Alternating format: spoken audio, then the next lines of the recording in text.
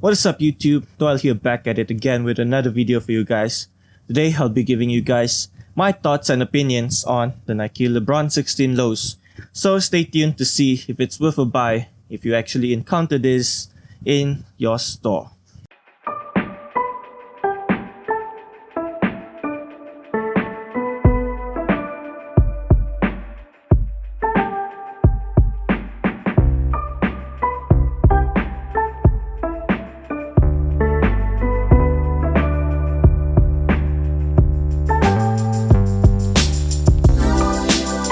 Alright, first of all, I'm gonna cover the background. These aren't new actually, both in terms of when they came out and when I actually bought these. From my little research, I estimate that they came out in late March or early April of 2019. And I actually bought these either in September or October the same year. And because of that, they were really well discounted by then. The initial retail price was actually 650 ringgit Malaysia, which is right around the range of 150 US dollars. But from the discount, I actually got these for more or less 400 Malaysian ringgit. So you guys can convert or do the conversion yourself. I actually had to choose between these and the Kyrie 5s, but decided to choose these after factoring in the durability of the traction. So let's see if I made the right decision to actually take these over the Kyries.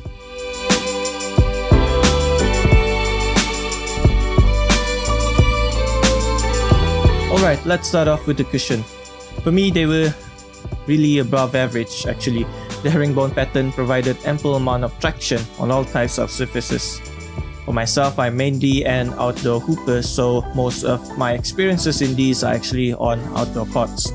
The rubber compound actually gripped the cement very well, and I didn't have to worry too much about dust either. I say above average because I did experience some slippage occasionally, but it didn't come to the point that it bothered me too much.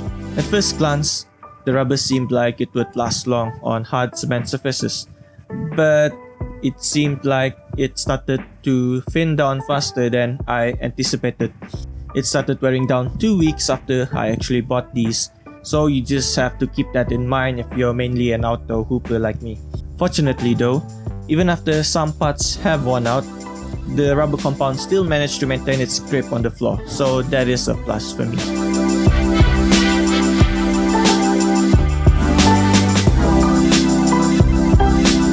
According to Nike's website, the cushion is some sort of combination between Max Air and Zoom Air, and a type of foam that actually supports the main cushioning system. It doesn't state what that foam is, but maybe for me it's just a type of pylon. These do feature thick zoom bags right under the ball of your feet and under your arch. I think the combo mentioned is the heel part of the cushion. For me, it's a combo because of the thick zoom bag with all the zoom strains and all, but with extra air pillars being implemented like we normally see in shoes with Max Air units. These initially felt very clunky. I felt like I was honestly running on planks, but surprisingly, the more I played in this, the less that I noticed them. Not to the point that they weren't there, of course, because you would still notice them from time to time. And before you ask, yes, these do feel as tall as they look, and that never goes away. I'll get to that in a second in the support section. Regarding how they perform, to put it bluntly, just like what you would expect from very thick zoom units. You don't get too much court feel, of course, but your feet won't sink into them either. So responsiveness is just decent for me. The heel part of the cushion also protects your hard landings as well, and you do feel it squishing down and bouncing back immediately. But unless you try to force it, you won't actually sink into the cushion either. So for me, that is quite a positive thing. One negative that I've noticed is the stiffness of the foam that your feet sit on. The idea of this separation between the parts of the combination of the max zoom thing is for movement, but the stiff foam kind of defeats the purpose of that idea. I'm not an expert on shoe design and engineering, so who knows what would have been compromised if the foam was a bit softer. Or it may just be even that these shoes aren't designed for players like me.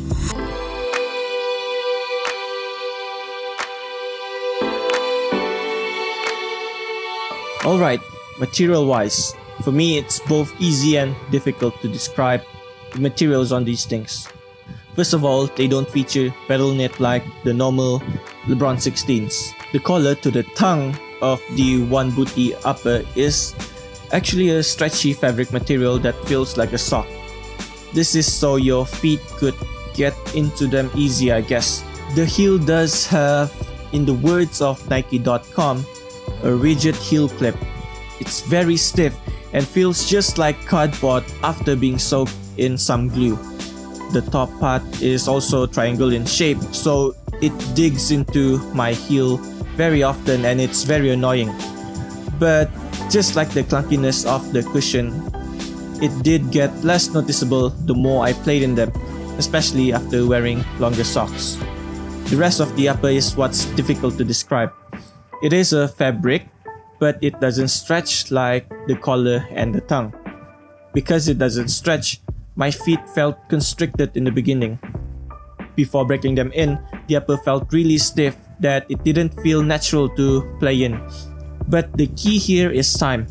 Once the upper conformed to my feet, that's when I felt a bit more comfortable playing in these. But just a bit, because they were still stiff, but not to the point that it restricted my natural movements when moving around. But for me overall, I just didn't like this type of material on the upper. It's hard to get my feet into them even after they tried to make it easier with the stretching material. Also, the heel part dug into my heel far too often, and I'm not really a fan of the rest of the upper, even after breaking them in nicely. But I do understand why my feet had to suffer for it.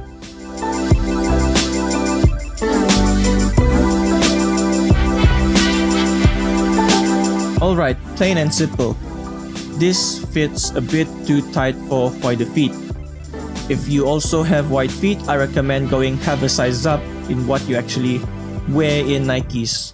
Lockdown and containment was great though. Even after I had to go half a size up, my feet didn't slide around in these at all. Just be sure to play around with the laces for the best and most comfortable fit for you.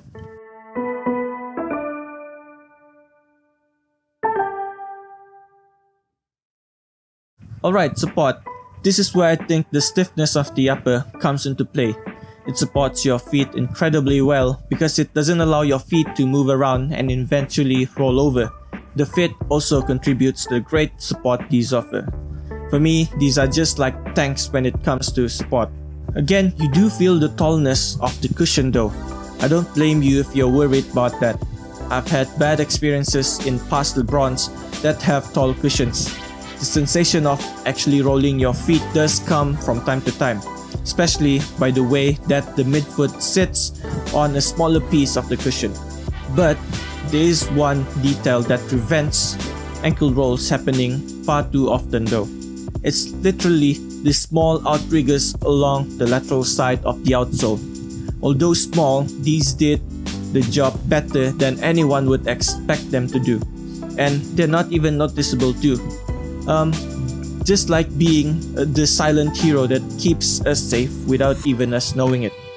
However, I'm not saying you won't roll your ankles in these. Some way or somehow, it happens to the best of us. I did roll my ankles in these once, but the positive thing is, I didn't need a long recovery time. I also felt like I could continue playing on. I think it's because of the combination between the material and the fit that protected my ankle so that it wasn't too severe to the point of me limping off the court. So even if it doesn't look like it, support is where this shoe prospers.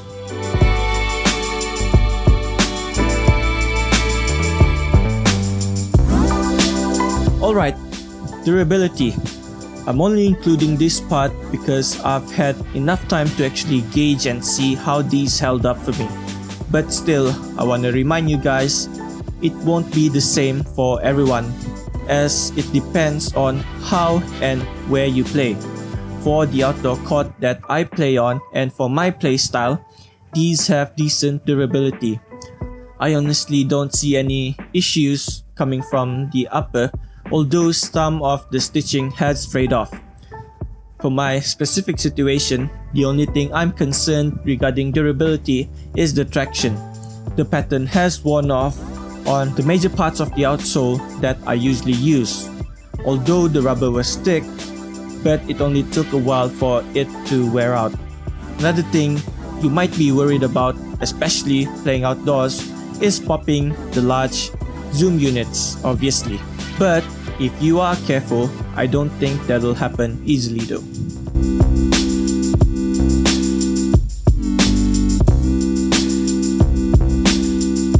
So, conclusion time.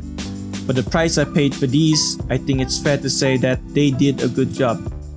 These aren't perfect. The upper and the foam could be softer and less clunky. The heel piece should have been removed or at least been shorter, and the rubber compound could have been harder to last longer. But what they compromised in the comfort, they improved on three major things: the support, the fit, and the protection that it provides. So if you don't mind a slightly stiffer upper and a clunkier ride, you'd get all the support and protection you need from this. So to answer the question, if I regretted taking these over the Kyries, no, I don't regret it at all. But I do hope I can try the Kyries though. So stay tuned for that. Maybe I'll even show you guys what I feel about those in a future video. That's it for my review on the Nike Lebron 16 Low, guys.